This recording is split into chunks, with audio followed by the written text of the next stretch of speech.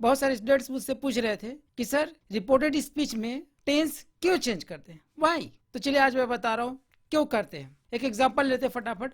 Raju said to me I am going to school, मैं school जा रहा हूँ। देखिए उसके बाद नीचे में एक और सेंटेंस है, Raju told me that he was going to school, ये इनडायरेक्ट नरेशन में। अब हमें यह देखना है कि इस इनडायरेक्ट नरेशन में इस रिपोर्टेड स्पीच के टेंस में परिवर्तन क्यों करते हैं, क्यों। तो चलिए मैं बताता हूँ क्यों। एट फर्स्ट इस वाक्य को अच्छे से देखिए, Raju said to me, Raju ने मुझे कहा, क्या कहा, मैं स्कूल जा रहा हूँ। अब उसके बाद को उस राजू के बाद को हम कह रहे हैं अपने शब्दों में, राजू टोल्ड मी, राजू ने मुझे बताया। बताया कहने का मतलब क्या हुआ, पहले बताया ना, है ना, मतलब बात पहले की हो गई ना। और इस तरीके से ये पूरा statement I am going to school, मैं स्कूल जा रहा हूँ, ये भूतकाल में चला गया। क्यों, क्योंकि उस समय कहा है जिसे हम सुन करके आपको बता रहे हैं, अभी बता रहे हैं, कहा अभी नहीं है, पहले कहा है। तो ये स्टेटमेंट, ये कथन पास्ट का हुआ कि नहीं हुआ, पास्ट हो गया ना। That's why we change tense of reported speech in indirect narration. Is it clear? Good morning, आपका भाई केजरीवाल सर डायरेक्ट नरेशन की सेकंड पार्ट में आप सबका हार्दिक स्वागत करता हूँ। How are you? फाइन ना, वेरी गुड। चलिए आगे बढ़ने से पहले एक खास बात बता दूं, नरेशन को अगर अच्छे से जानना चाहते हैं तो इसे कॉपी में नोट कर लें। क्या, इसे कॉपी में नोट कर लें और दिए गए रूल्स के अनुसार अपने सेंटेंसेस बनाएं और प्रैक्टिस करें। कहीं भी अगर आपको उस टॉपिक में परफेक्शन चाहिए, पूर्णता चाहिए, तो आपको प्रैक्टिस करना होगा, बार बार प्रैक्टिस करना होगा। ओके, तो चलिए आगे बढ़ते हैं और क्या करेंगे। देखें आज हम इंट्रोगेटिव सेंटेंसेस के डायरेक्ट नरेशन बनाना सीखेंगे। क्या, इंट्रोगेटिव सेंटेंसेस के।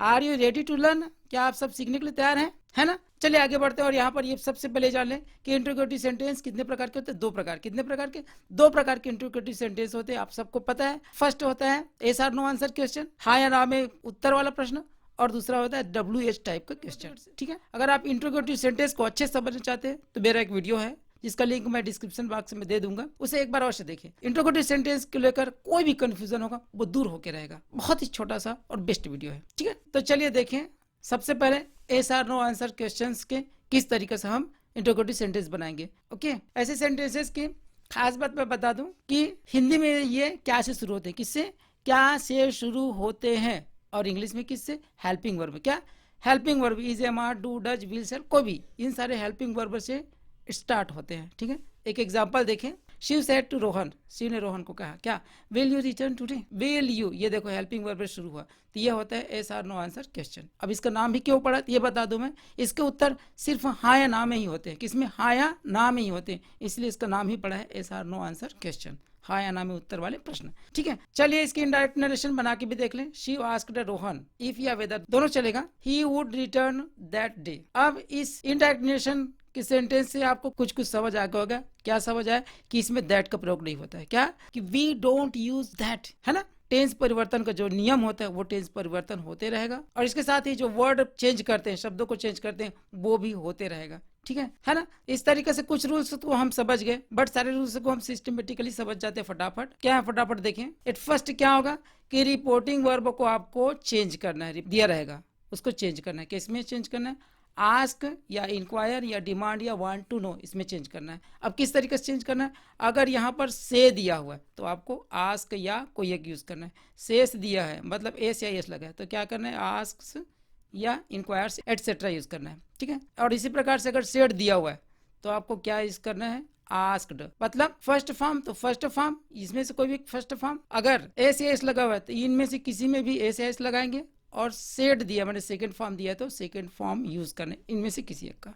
ठीक है, और यहाँ पर एक खास बात और बता दूं, अगर पहले से आस्क दिया हुआ है, क्या, अगर पहले से आस्क दिया है तो आपको इंक्वायर में चेंज करना है। क्या, इंक्वायर में चेंज करना है। क्लियर हुआ। सेकंड रूल क्या है कि इस इंक्वायर, डिमांड या वांट टू नो, इसको अच्छे से समझ लीजिएगा। इस इंक्वायर्ड, ये इंक्वायर हो सकता है, इंक्वायर्स भी हो सकता है और इंक्वायर्ड भी हो सकता है। इसी तरीके से ये सारे वर्ड्स। तो इसके बाद आपको क्या यूज करना है, आप यूज करना है। कब, यदि उसमें ऑब्जेक्ट दिया हुआ तो। इसका मतलब क्या हुआ, ऑब्जेक्ट पहले आपको आप यूज करना है और इन सारे शब्दों के बाद आपको आप यूज करना है। फॉर एग्जांपल देखें कैसे, ही इंक्वायर्ड ऑफ हिम, ये इस तरीके से, या हिज वाइफ। लेकिन ये शर्त है, क्या शर्त है कि उसके बाद ऑब्जेक्ट होगा तभी ऐसा करना है, अगर ऑब्जेक्ट नहीं दिया हुआ है तो आपको ऐसा कुछ नहीं करना है। क्लियर। नेक्स्ट देखें, इफ या वेदर यूज करना है। क्या, इफ या वेदर यूज करना है कामा के स्थान पर। जैसे हम अभी तक के क्या देखते हैं कि कामा के स्थान पर हम दैट यूज करते हैं, लेकिन यहाँ पर दैट यूज नहीं करना है। क्या यूज करना है? इफ या वेदर यूज करना है। लेकिन कब? जब yes or no answer question दिया होता। ये इंट्रोगेटिव सेंटेंस है, कहाँ से आपको पता चलेगा? ये रिपोर्टेड स्पीच से। आपको मेन चीज देखना है रिपोर्टेड स्पीच कि वो किस टेंस में है,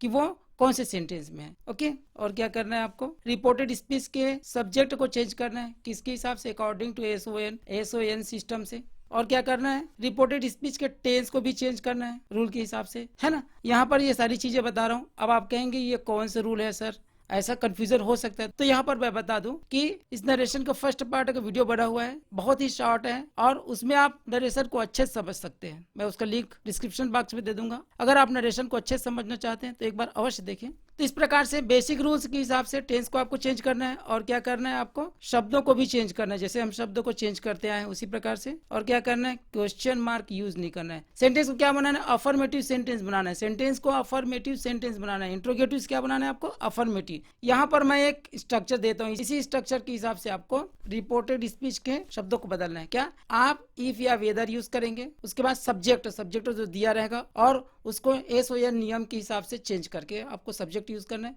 हेल्पिंग वर्ब जरूरत पड़े तो, मेन वर्ब, उसके बाद अदर वर्ड्स और लास्ट में फुल स्टॉप। ये ध्यान रखना, लास्ट में फुल स्टॉप लिखना है, क्योंकि ये इंट्रोगेटिव सेंटेंस था। इनडायरेक्ट नरेशन बनने के बाद इंट्रोगेटिव नहीं, वो क्या हो गया? अफर्मेटिव सेंटेंस हो गया। Got it? Let's see an example.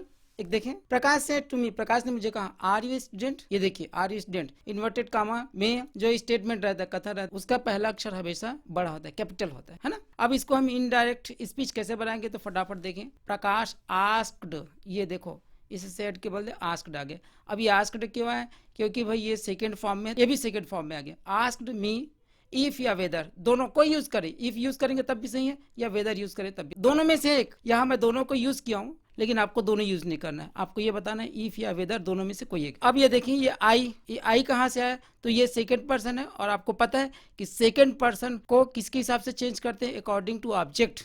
Object यहाँ पर कौन है? मी है, मतलब आई से बना हुआ है। ठीक है, यहाँ पर ऑब्जेक्टिव केस है तो मी बना है, और यहाँ पर सब्जेक्टिव केस लगेगा, यही है ना, ये यू सब्जेक्ट है, तो यहाँ पर इसी आई का सब्जेक्टिव केस आई लग गया। ठीक है, टेंस चेंज करके हम वाज यूज करेंगे और इस तरीके से ये पूरा सेंटेंस बन गया। Prakash asked me if I was a student, एक सेंटेंस। और इसी के एक सेंटेंस और बनेगा, क्या बनेगा? Prakash asked me whether I was a student. ठीक, चलिए इसको और किस तरीके से बना सकते हैं इसको भी देख लें, इंक्वायर का यूज करके। प्रकाश इंक्वायर्ड ऑफ, देखो इंक्वायर के साथ आप भी यूज करना, आपको पता है ना कब? अगर इसके बाद ऑब्जेक्ट है तो। ठीक है, तो इस तरीके से ये क्या बना? Prakash inquired of me if I was a student, या फिर Prakash inquired of me whether I was a student. ठीक है, इस तरीके से आप देख सकते हैं कि रिपोर्टेड स्पीच बनाते समय क्या क्या करना है। सारे रूल्स आपको, सारे बेसिक रूल्स फॉलो करना है, सिर्फ एक नहीं करना है। क्या नहीं करना है? दैट यूज नहीं करना है। कॉमा के बदले दैट यूज नहीं करना है। ये दैट का काम कौन कर रहा है? ये कंजक्शन का काम कौन कर रहा है? इफ या वेदर। तो बेटा ये क्लियर हो गया, आगे बढ़े। तो चलिए आगे बढ़ करके देखते हैं W H type question. W H type question किसको कहते हैं? जो W H question word what, when, why, who etcetera से प्रारंभ होते हैं। एक एग्जांपल देखें। Shiv said to Rohan when will you return, आप कब लौटेंगे? विल यू रिटर्न, क्या आप लौटेंगे? अब यहाँ पर हम इसको बेन करके डब्ल्यू एच टाइप को बना दिए। ठीक है, इस सेंटेंस के इनडायरेक्ट नरेशन किस तरीके से बनेगा देखेंगे।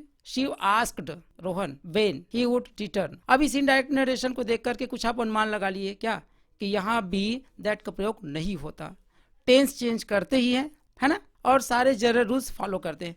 फिर भी नियम को एक नजर देख लें, क्या करना होगा। अभी तक के जो हम इंट्रोगेटिव सेंटेंस में इफ या वेदर यूज करते थे, उसके जगह पर क्या लगाना है? W H question word use करना है। ठीक है, दूसरे शब्दों में क्या हुआ कि आपको ये स्ट्रक्चर फॉलो करना है। क्या स्ट्रक्चर? कि सबसे पहले W H question word use करना है, उसके बाद subject, helping verb, main verb और अदर वर्ड्स, और यहाँ भी आपको फुल स्टॉप लगाना है। मैं पहले भी बता चुका हूँ कि आपको इंट्रोगेटिव सेंटेंस नहीं बनाना है, आपको क्या अफर्मेटिव सेंटेंस बनाना है। डायरेक्ट नरेशन रहता है इंट्रोगेटिव सेंटेंस में, बट आपको इनडायरेक्ट नरेशन बनाते समय अफर्मेटिव सेंटेंस बनाना है। ठीक है, इस तरीके से yes or no answer question और W H type answer question में सिर्फ एक ही अंतर है। क्या अंतर है? वो जो प्रश्नवाचक शब्द दिया रहेगा उसको यूज करना है, बाकी एज इट इज। ठीक है, क्या अब आप इसके एग्जाम्पल्स बना सकते हैं? बना सकते हैं, है ना। मुझे पक्का उम्मीद है कि आप बना सकते हैं। एग्जाम्पल्स बना करके आप मुझे कमेंट बॉक्स में बता सकते हैं। चलिए कुछ एग्जांपल्स यहाँ पे बताता हूँ। He said to his wife, उसने अपनी पत्नी को कहा, when will you return, when will you return. अब इसको कैसे इंटरेक्टिव बनाना है तो आप समझ गए, और मेरे बताने के पहले भी आप बना करके कमेंट बॉक्स में मुझे बता सकते हैं। पक्का इतना सरल है ये, है ना।